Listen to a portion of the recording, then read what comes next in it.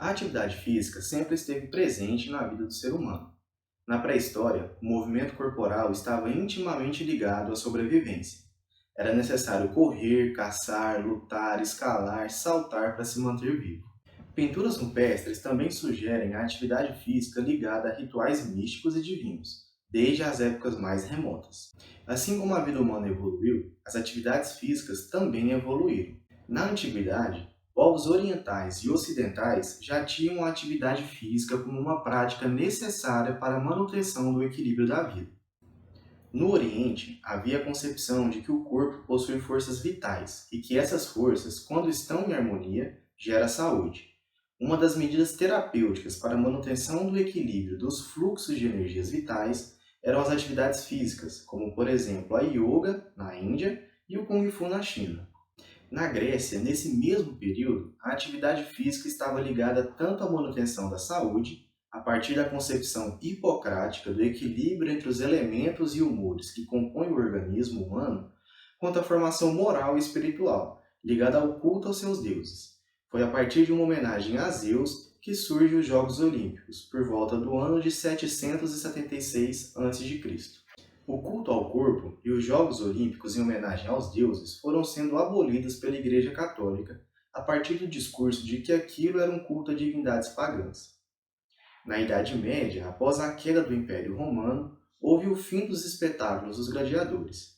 A Igreja Católica afirmava que o culto ao físico negligenciava a alma e por isso não deveria mais acontecer. Isso não quer dizer que a Igreja Católica proibiu e exterminou a prática da atividade física. Pelo contrário, no período renascentista, vários foram os pensadores que defendiam o ensino do exercício do corpo como aliado ao exercício do espírito. Os jesuítas, por exemplo, utilizavam da educação do físico, da educação do corpo, como uma forma de catequização dos selvagens colonizados. É nessa época que Rousseau, considerado por alguns o pai da educação física escolar, em seu livro Emílio, aponta a necessidade da prática dos exercícios físicos na educação da criança. Para ele, quem quiser ser forte espiritualmente deve cultivar as suas forças físicas. Além de que, quanto mais fraco é o corpo, mais ele domina. Quanto mais forte, mais obediente será o espírito. A partir do século XVIII, após um grande surto de cólera na Inglaterra, França e Itália, inicia-se uma disputa, não só visando a cura, mas também o poder político e econômico, sobre qual concepção deveria ser adotado para conter os casos de epidemia. Como apresenta Foucault, em seu livro Microfísica do Poder, nesse período a medicina já estava consolidada enquanto técnica geral da saúde, e o médico, além de curar, passa a ter importante função social, política e administrativa. Em meio à Revolução Industrial, momento marcado pelo aumento da produção em grande escala e a diminuição da produção artesanal, ocorre o processo de migração. As indústrias estavam localizadas nas grandes cidades, e com isso, as famílias que antes produziam artesanalmente se viram obrigadas a saírem do meio rural e migrarem para o meio urbano em busca de trabalho. Aníbal Ponce, em seu livro Educação e Luta de Classes, define a preocupação da burguesia dominante nessa época como sendo o ato de produzir e produzir cada vez mais para conquistar novos mercados ou esmagar algum rival. Com a alta migração de camponeses para as grandes cidades em busca de trabalho, ocorre por consequência o aumento do número de miseráveis nas cidades e o surgimento de novas epidemias. Engels, em seu livro A Situação da Classe Trabalhadora na Inglaterra, apresenta que até mesmo aqueles que conseguiam trabalho em alguma indústria, devido às condições precárias de vida, passa a ser um problema para o Estado.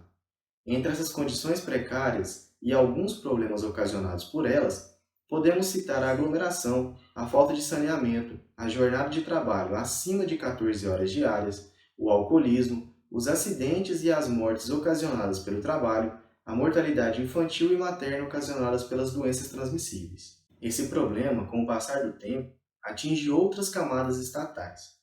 Com a alta mortalidade de crianças e jovens devido à precoce iniciação no trabalho nas minas e fábricas, e com a consequente debilidade física daqueles que sobreviviam, os homens não atingem mais a altura mínima exigida para o ingresso no exército, e nem possuíam a condição física esperada para o serviço militar. Esse fator fez com que países como França e Alemanha reduzissem paulatinamente a altura mínima exigida, pois caso contrário, não haveria homens disponíveis para o serviço militar.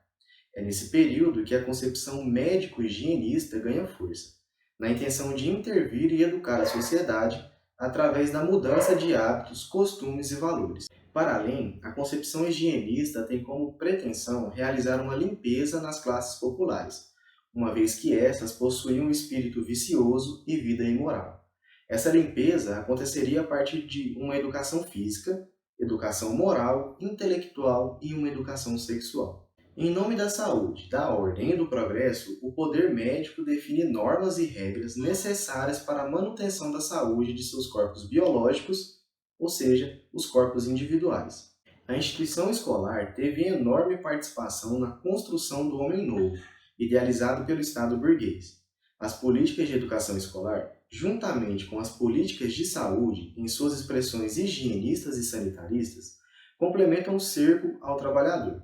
Carmen Lúcia Soares, em seu livro Educação Física, Raízes Europeias e Brasil, apresenta que é dentro desse quadro político, social e econômico que é elaborada uma nova forma de intervenção da realidade social, afetando tanto o corpo individual quanto o corpo social. É nesse momento que surge a educação física, com sua força disciplinar voltada ao corpo biológico, para, a partir da educação individual, moralizar e educar a sociedade, além de melhorar e regenerar a raça. A educação física, como apresenta Soares, é filha do liberalismo e do positivismo.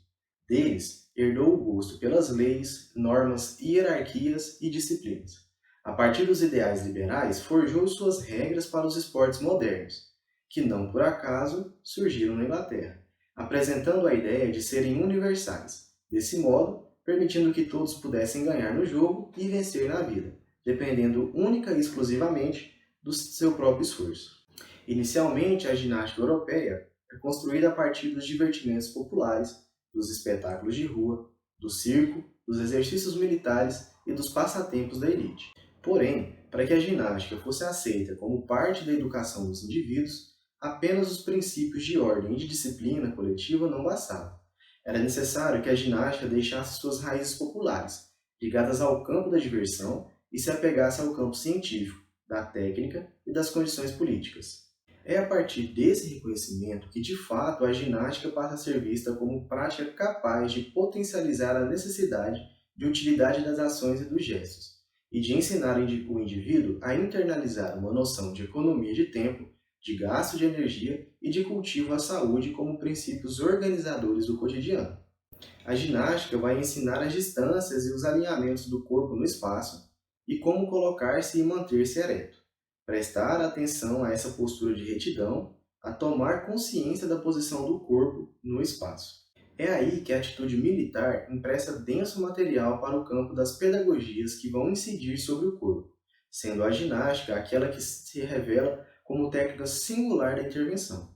Amoros, no novo Manual de Educação Física, Ginástica e Moral, apresenta a definição de ginástica e, para além, apresenta modelos de exercícios que deveriam ser executados. Para Amoros, a ginástica abarca a prática de todos os exercícios que tendem a tornar o homem mais corajoso, mais intrépido, mais inteligente, mais sensível, mais forte, mais astuto, mais desembaraçado, mais veloz, mais flexível, mais ágil e que dispõe a resistir a todas as intempéries das estações, a todas as variações climáticas, a suportar todas as privações e contrariedades da vida, a vencer todas as dificuldades, a triunfar sobre todos os perigos e todos os obstáculos, a prestar, enfim, serviços de destaque ao Estado e à humanidade. A beneficência e a utilidade pública são os objetivos principais da ginástica.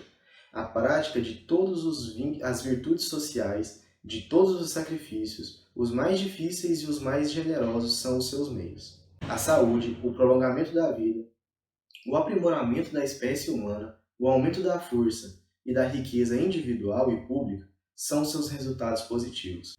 Desta forma, após o reconhecimento científico, a ginástica passa a ser vista pela burguesia dominante como prática capaz de potencializar a reorganização dos gestos e ações a partir da ideia de regeneração física, busca pela saúde, preparação do soldado e da moralização da sociedade, além de ensinar ao indivíduo princípios organizadores da vida cotidiana, como a noção de economia de tempo, e consequente gasto energético, cultivo à saúde e normas de comportamento.